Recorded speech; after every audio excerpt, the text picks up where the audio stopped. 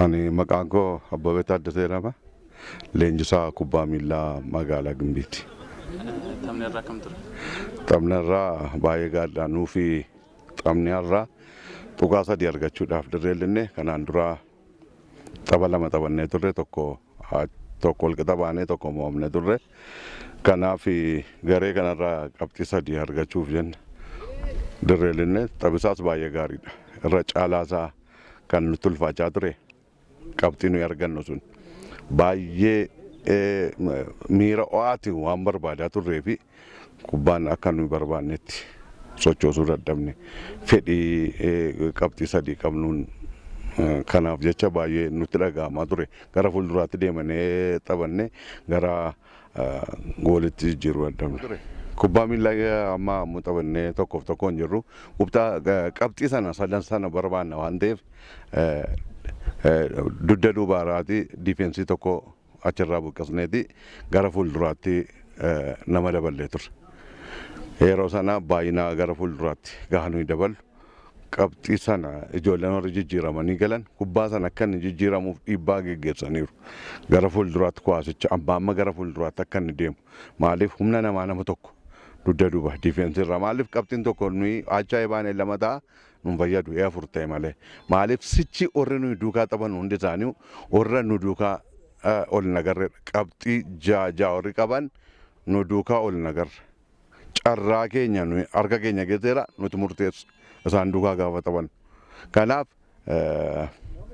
bakka bara darbe turre irratti hin deebinanne yaada irra. Nuyi wal dorgommiin qabxii akka nuyi gannu kan taasise keessaati inni tokko Galaanii fi Gincii duukaa taphanne tiimii kana lamaan hin beeknu turre. Isaan garuu nu ilaalanii nutti dhufe keessumaa Galaan nu ilaalee nutti dhufe.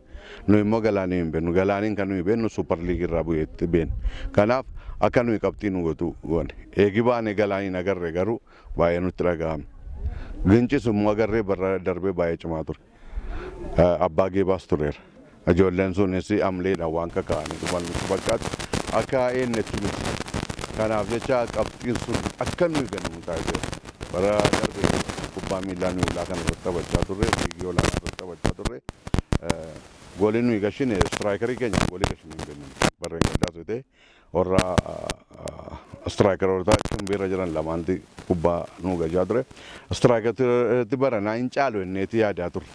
Garuu amma wanaatti goolii lakkoofsuu hin dandeenye isaa wantoota hanqina gara fuulduraatti goolii lakkoofsuu dadhabuutti tiimii keenya keessa jira waan ta'eef isa hin sirreessine yaadna. Bulchiinsi magaalaa Gimbii deeggartoota isaa warra addaa jiranidha. Warra ulaa sana jiran miti. Warra ulaa kana jiranti deeggarsa bulchiinsa magaalaa Gimbiiti. Bulchiinsi magaalaa Gimbii nuyi warra achi koree qindeessituu yookaan warra achi isaanii akka nu ulaa kana geenyuu fi waan cimaa kan hojjetan isaanidha. Waan hunda isaa malee namooti magaalaa Gimbiidhaa amma feesbuukii adda addaa irratti kan isaan gadhiisan mul'allu baay'ee yaada dadhabaa hin kaasu.